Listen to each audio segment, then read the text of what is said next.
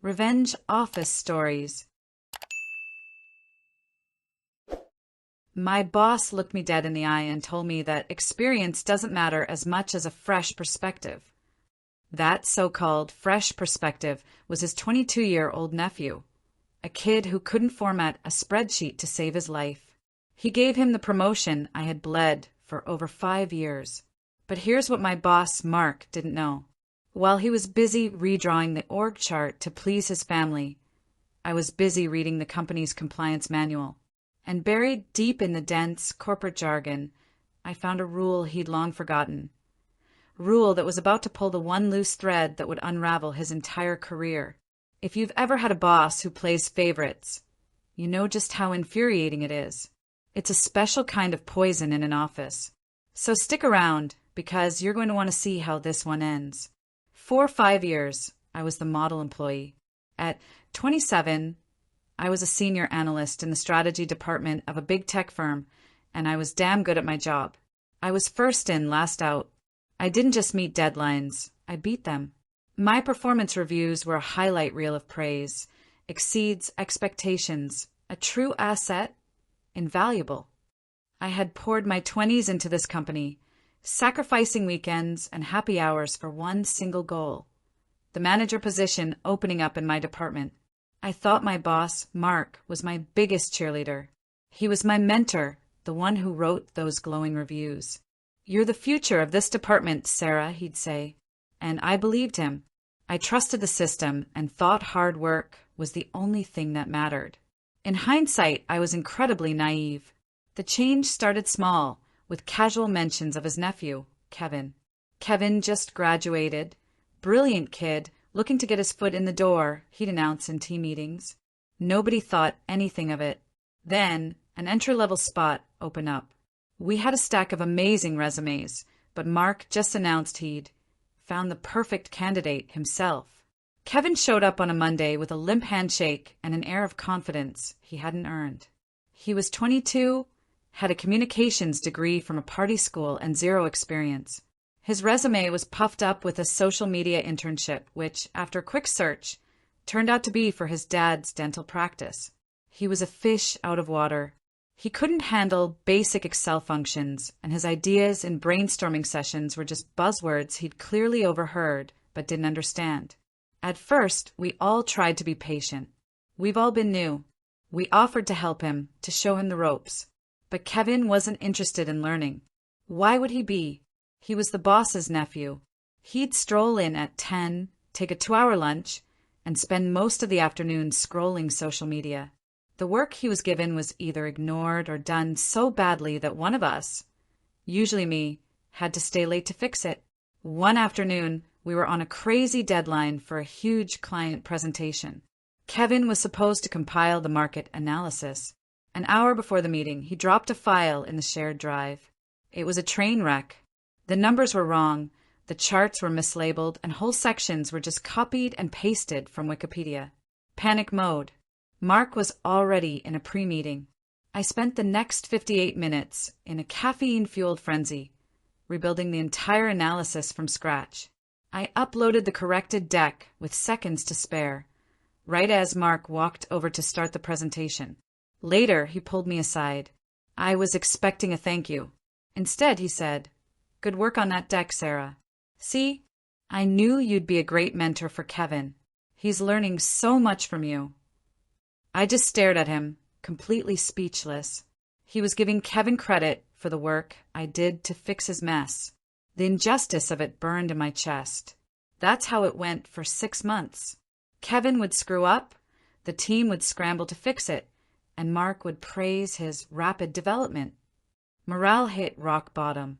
The office went from a productive hum to resentful whispers in the break room. Then came the announcement. The manager position was officially open. My manager position. Mark called me into his office, a fake smile plastered on his face. "This is it, Sarah. The opportunity you've been working for." The wink he gave me made my stomach turn, but I held on to a tiny shred of hope. I spent weeks preparing. I built a 90-day plan and nailed every single interview. The feedback was great. I thought it was in the bag. The day of the decision, Mark called a team meeting. He had a smug look I mistook for pride. "As you know," he started, "we've been looking for a new manager. It was a competitive process." He paused, and his eyes met mine for a split second. My heart pounded. This was it. "So, it is with great pleasure," he went on, "that I announce our new strategy manager, Kevin." The air left the room. A bomb went off in total silence. My colleagues stared, their faces a mix of shock and pity. I could feel all their eyes on me. Kevin, at the back of the room, had the nerve to look surprised, like this wasn't the plan all along. The rest of the meeting was a buzzing fog. Later, Mark actually called me into his office for a debrief. "Look, Sarah," he said, leaning forward with fake sincerity. "You are fantastic, but what the department really needs right now isn't more of the same. We need a fresh perspective, someone who can shake things up. Experience doesn't matter as much as fresh perspective." He was using my own dedication against me. He was calling his incompetent, 22-year-old nephew a fresh perspective. The disrespect felt like a physical blow. But I didn't cry. I didn't yell. I knew HR reported to him, so that was pointless. A strange, cold calm washed over me. The loyal employee in me died in that chair. In its place, something new, something cold and methodical, began to grow. He wanted me to quit. I could see it in his eyes. It would have been easy. But as I walked out of his office, I had a different thought. No, I wasn't going anywhere. He built his little kingdom by breaking the rules. I was going to tear it down using the rulebook itself. The game was on. That night, I didn't polish my resume. I went home, poured a very large glass of wine, and opened my company laptop. I navigated to the company intranet, that dusty, digital attic no one ever visits. And I started downloading. I downloaded everything. The 70-page Employee Code of Conduct, the Financial Policies Manual, the Data Security Policy, and, of course, the company's official policy on nepotism and conflicts of interest. Most people saw these as bureaucratic fluff. To me, they were an arsenal. For the next 2 weeks, I lived a double life. By day, I was the quiet, professional senior analyst, congratulating Kevin with a tight-lipped smile. By night, I was at my dining table with a highlighter and a stack of legal pads, cross-referencing clauses, and mapping out the web of company procedures. The nepotism policy was weak, as expected. It didn't forbid hiring relatives, but it did require the relationship to be disclosed and said the relative couldn't report directly to a family member. Mark got around this by having Kevin officially report to another manager on paper, though everyone knew Mark was pulling the strings. But the policy also said the hire must be independently vetted and approved by a neutral director. A little digging in the hiring records showed Mark himself had signed off as the independent director. Violation number 1. But the real gold was in the boring stuff. The expense reporting manual was incredibly specific. Itemized receipts for any expense over $25, no alcohol outside pre-approved client events.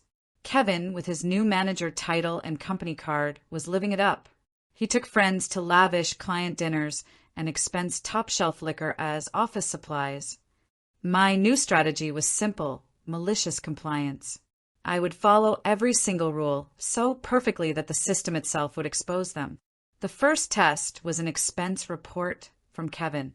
He had been technically assigned as my manager in a bizarre org chart shuffle. He'd expensed a $400 dinner for 2, listed only as client meeting. I didn't reject it. Instead, I sent him a polite email. "Hi, Kevin. Hope you had a good weekend. Regarding your expense report, policy 4.7.b of the financial manual requires an itemized receipt and a list of attendees for meal expenses over $75. Could you please provide those so I can process this? I've also CC'd finance per the new Q3 guidelines for departmental transparency. Thanks, Sarah." Minutes later, I got an instant message from Mark. "What are you doing?" "Just following procedure," I typed back. "I don't want our department to get flagged in the quarterly audit." He didn't reply. An hour later, the expense report was withdrawn. Victory number 1. From then on, I became a wall of pleasant, unyielding procedure. Every task Kevin tried to offload was met with a formal request through our project software, creating a digital paper trail of his laziness. I was weaponizing corporate jargon, building a fortress of evidence, one polite, policy-quoting email at a time. I saved every email, every doctor report, and every sketchy expense claim to a secure personal cloud drive, each file named with the date and the specific policy that had been violated. Mark's frustration was palpable. "Sarah, I feel like you're not a team player anymore," he said one day. "You're putting up roadblocks." I kept my expression serene. "Mark, I'm just making sure our department is fully compliant. With all the new scrutiny on budgets, I think it's my duty to protect the team and you by making sure everything is meticulously documented. I'm playing for the whole team." How could he argue with that? Admitting he wanted me to bend the rules would be admitting his own guilt. He was trapped. The centerpiece of my plan became the Odyssey project, a massive software launch for our biggest client. In a stunning display of arrogance, Mark assigned it to Kevin as his first big leadership test. He wanted to create a success story that would silence the doubters. He had just handed me the gun and the bullet. I was assigned to Kevin's team as the lead analyst, there to support him. And I supported him exactly as the rulebook prescribed. Kevin ran the project like he was planning a party. He missed meetings and ignored risks. Every time I documented it, he'd say, "Let's push the testing phase back," and I'd follow up with an email to the whole team, CCing the project management office. Per Kevin's directive, we are officially deviating from the approved project timeline. As per Risk Management Protocol 7.1, I have logged this as a high-severity schedule risk. A formal risk mitigation plan is now required from the project lead. "Kevin, please advise." Mark tried to cover for him from above, approving unrealistic timelines. I saved every single approval. Violation number 14, falsification of project status. Violation number 15, managerial negligence. My evidence folder was becoming a masterpiece. My colleagues saw what I was doing. They started quietly leaving documents on my desk that highlighted another one of Kevin's mistakes. The IT guy would accidentally CC me on an email showing Kevin trying to bypass security protocols. I wasn't just acting alone. I was the tip of the spear for an entire demoralized department. Mark thought he was playing checkers, but I was playing chess. And his king was already in checkmate.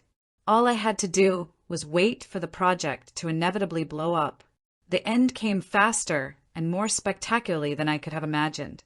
The Odyssey project was due for its final go-live presentation to the client's executive board. This was supposed to be Kevin's moment of triumph. Instead, it was his public execution. Kevin had ignored all the technical team's warnings about critical bugs, prioritizing flashy features that looked good for the demo. Mark had backed him, pressuring the team to make it work. The day of the presentation, we were all in the main boardroom. The client's CEO and her top people were on the video call. Kevin started the demo. The first tab worked. He shot a confident smile at Mark. He clicked the second tab, the core analytics. A loading icon appeared. And spun. And spun.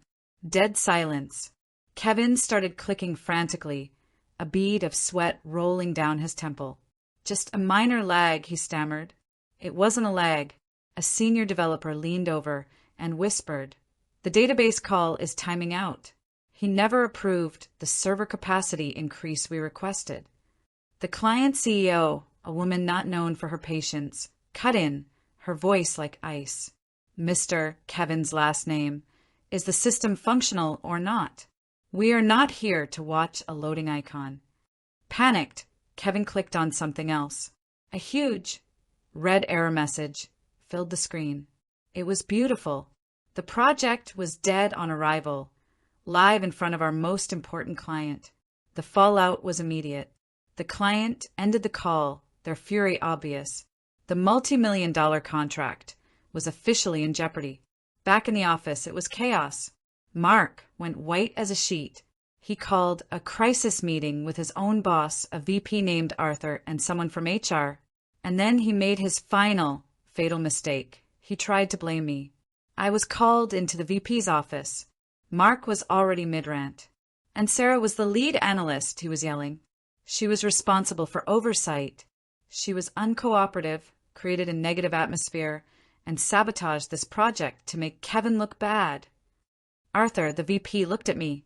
Sarah, this is a very serious allegation. What do you have to say? This was it. I took a breath and looked calmly at Arthur and the HR rep. I understand Mark's perspective. I began, my voice steady. This is stressful. However, I can assure you I performed my duties in strict adherence to company protocols.